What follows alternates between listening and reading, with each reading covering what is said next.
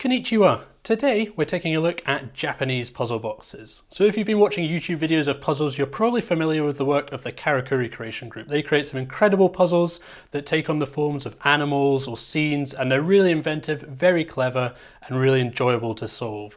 These ones are a more traditional form, so these ones, the art and craft of this dates back to the late 19th century. This is kind of a classic example of a Japanese puzzle box featuring the marquetry on all the sides, but I've got some examples here of different shapes and styles of puzzle box. So these ones, they're not too challenging to open. If you've seen them before, you're probably gonna know how the solution works and be able to open them fairly easily, but they've got multiple steps to them, and we've got a few examples here that I'd love to run through and show you the different styles that you can get.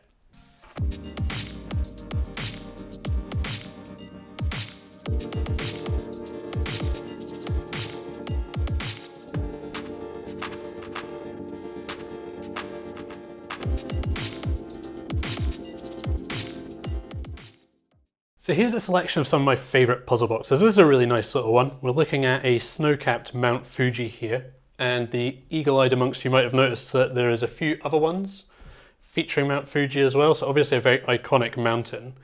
This one has 3 steps to it, so there's multiple different options here. I think this one has 6 steps, this one has 21 steps, and at 3 steps this is about as basic as you'll find a Japanese puzzle box, but still very nice.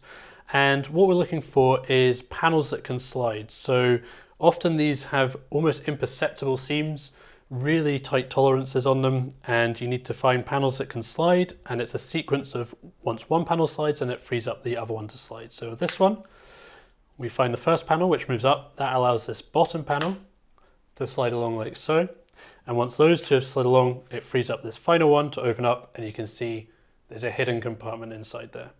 And as a side note, once you open this box, it smells absolutely incredible. I don't know whether it's the wood that's been used or part of the manufacturing process to make it, but it just smells so good. And with the puzzle boxes, the traditional kind of form is this marquetry here, which is yosegi. And this is a really very time-consuming and something that takes a long time to learn. I believe it takes about 7 years to master yosegi. And what is happening is you start off with very thin strips of wood in different colors. So there's no dyeing that happens here. This is all just natural colored woods that have been combined to create these different patterns. And you start off with little thin strips of wood. You combine them together to create these kind of patterns. So you have a long thin strip, you glue them together, and you're creating this pattern on the top. You get the smaller patterns, you join them up with other blocks of other patterns to create these larger blocks, and eventually you're going to end up with something like this, but probably a bit longer than this. And it's solid wood all the way down. Then you take a plane, you shave off just a really thin layer, a paper thin layer, and that is what is then applied to these puzzle boxes, and also it's used for other kind of homewares and jewelry as well. So a really very difficult craft to master. I believe it's protected by the Japanese ministry, and it's kind of acknowledged as a master craft. Very, very cool. I just love this. I believe it's dying off a little bit, but hopefully there'll be a younger generation that comes in and takes on this craft, because I would really hate to see this die out. This box here has 21 steps, and if we have a look, probably on camera you're not really going to be able to pick up anywhere that's going to move, but the first couple of moves are, there's a panel on the side here that slides, and then on the other side, similarly, a panel slides. From there, we can slide this whole top piece up, and then it's just a matter of finding which pieces move next.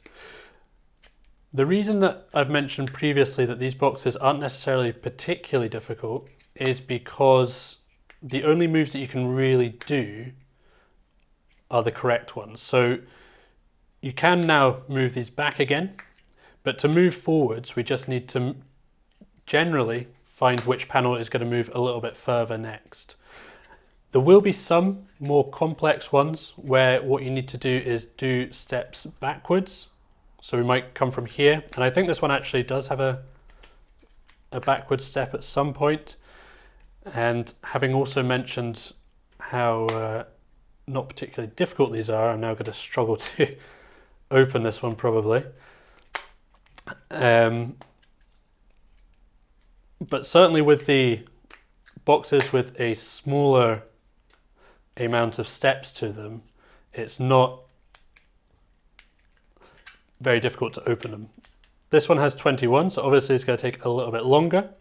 And there we go, finally managed to slide the top off and open this one up.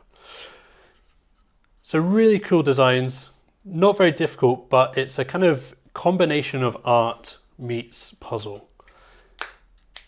If you're looking for a real challenge, something to stretch your brain, then these might not be the right puzzle for that. But if you're looking for something that's just a beautiful object, a traditional craft that's kind of been handed down throughout the generations, then these definitely hit my list of some of my favorite styles of puzzle. Just to mention as well, if you are enjoying the videos and you do watch our videos, then it would really mean a lot to us if you subscribe to the channel. We recently hit 100,000, which is pretty mind-blowing and incredible. But we hope to keep improving the videos and keep improving the content that we're creating, the puzzles that we bring to you. So if you do subscribe, that would really help us out. So there we go. Hopefully now you know a little bit more about the art of making Japanese puzzle boxes. And if you're anything like me, you'll have a very high appreciation for the level of detail and the level of craftsmanship that goes into these. Throughout the video, I've tried to be in choosing which one is my favorite. I love this one for the simple nature and the playful design in it, but I think it probably has to go to this design here. I just love the detail of the marquetry on the front, and it makes for a really special piece. Let me know which one's your favorite in the comments. Do you like this one, or do you have a different opinion? That's it for today's video though. We'll hopefully see you in the next one.